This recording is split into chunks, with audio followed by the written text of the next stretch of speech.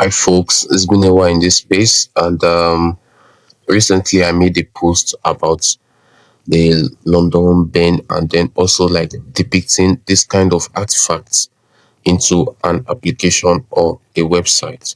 So even if you wouldn't like to uh, create exactly what I've created in here, or maybe you want to like put it into using other cases, maybe for your business or any other use cases that you would like to put it in, you can continue watching this video as we move on towards a step-by-step guideline on how to develop such an application like this.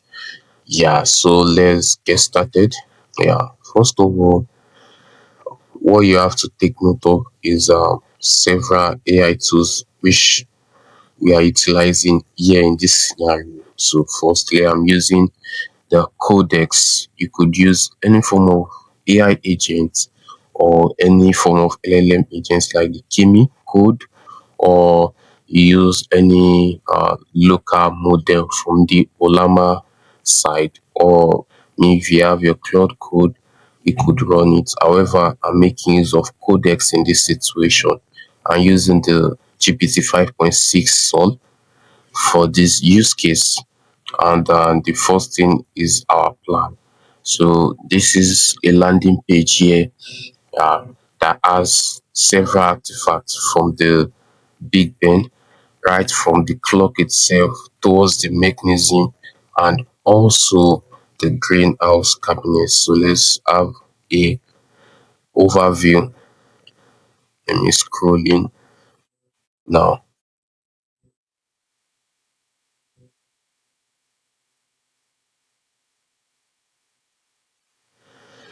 Now, as you can see, as I'm scrolling in towards the website itself, is bringing out several artifact system. So all I just need is just to scroll in, and it's going to be bringing them one by one. This is the first section of the page, the hero page, and let me scroll in.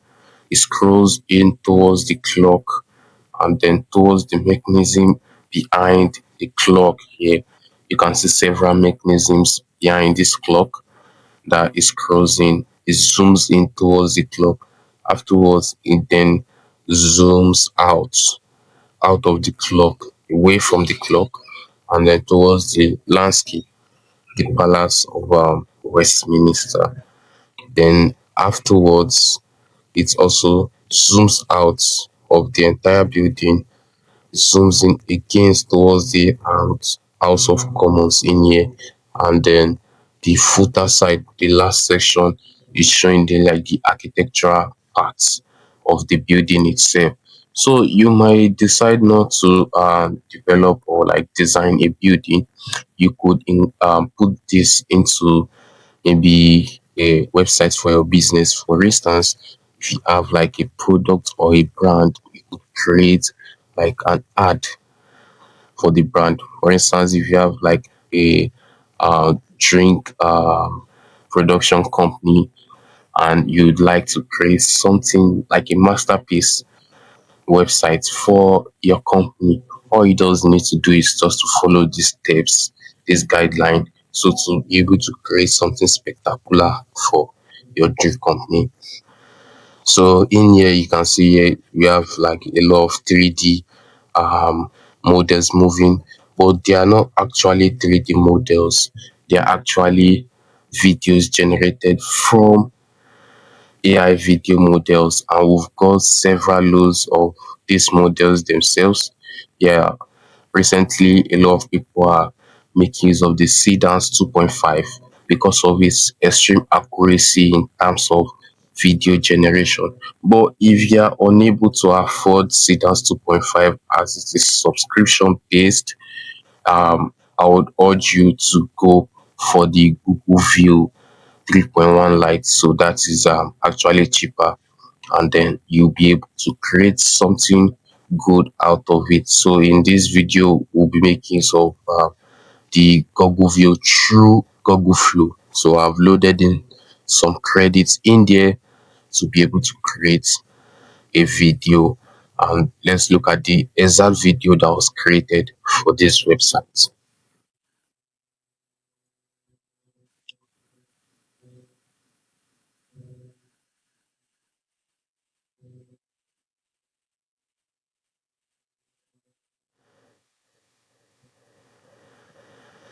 Yes, so here's the exact video created for this website.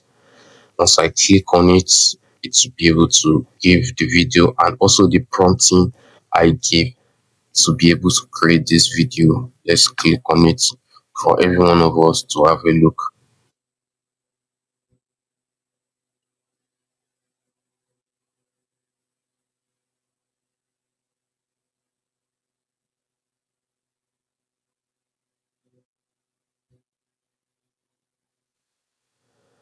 Yeah,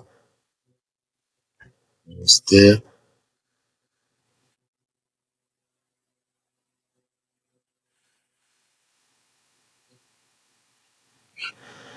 Great. Yeah, you can see here. This is a 24-second video, three different scenes. Yeah, and each scene here. And the funny part is that it has an audio attached to it as well. So you can see here the audio attached to it.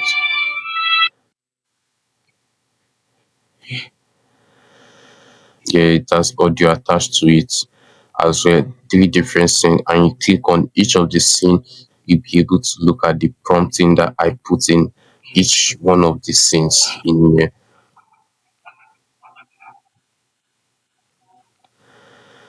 Yeah, for instance, the first scene here, what I told it to do was that create a one continuous ultra photo realistic 8 second 16 by 9 cinematic video of the real Elizabeth Tower using rapid or smooth round zoom out and zoom in transition. So from 0 to 1.5 seconds, it begins with a dramatic wide area view of the architecturally accurate Elizabeth Tower and the Palace of Westminster at dawn. So it gives specifically the timeline that we're operating with at dawn. And then also from 1.5 seconds to 2.7 seconds, there's a scene there. From 2.7 to 4.5 seconds, there's also a scene there. So there are a lot of prompting that had been put in place in this situation. So what you can do in this level is that either you pause the video and copy the prompt, and if you feel like you don't need to pause the video or you want to like create something of your own, you can just use AI models or AI agents to generate the prompt for you.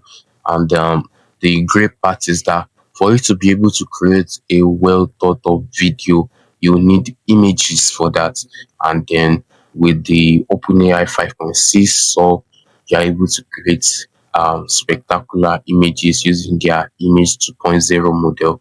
So you need images to put into this prompt as well to be able to create spectacular videos. So once these videos have been created, and then you move on to upload this video into your same AI model or AI agent, and then also prompt it to develop this website for you. So what the model will do is that it will cut your video into thousands of frames and try as much as possible to arrange those frames in a scroll based manner. So when you're scrolling through the website, each one of the frames get to pop up in that manner or that level.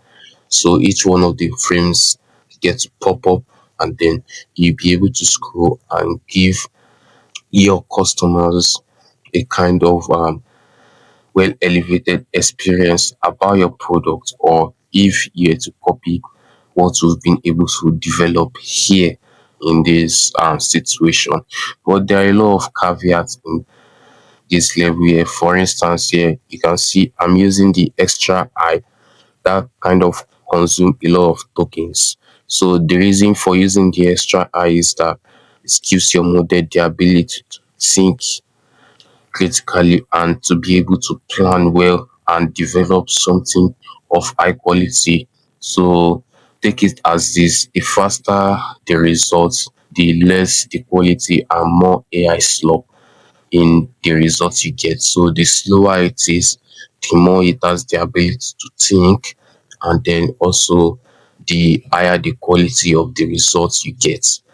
So that's how the entire situation is. And also another part is that you are using a very good model version. You could pick models from 5.6 Luna or 5.6 Terra or 5.6 Sol using 5.5 now. With 5.5, it doesn't have a lot of system prompts that could guide to high quality work.